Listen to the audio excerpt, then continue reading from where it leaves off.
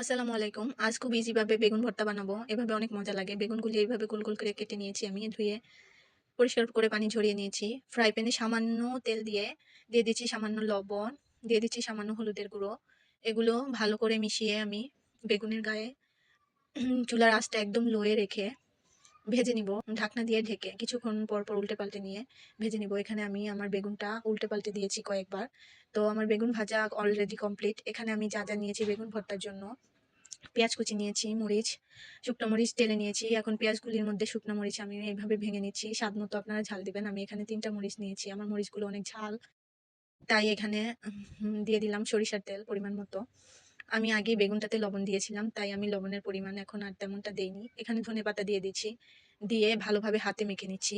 এভাবে এই ভর্তাটা গরম ভাতের সাথে খেয়ে দেখবেন। আমার ভর্তাটা অসাধারণ হয়েছিল। এভাবে বানিয়ে খেয়ে দেখবেন। খুব সহজেই এই ভর্তাটা খেতে খুব দারুণ লাগে, বানানো যায়।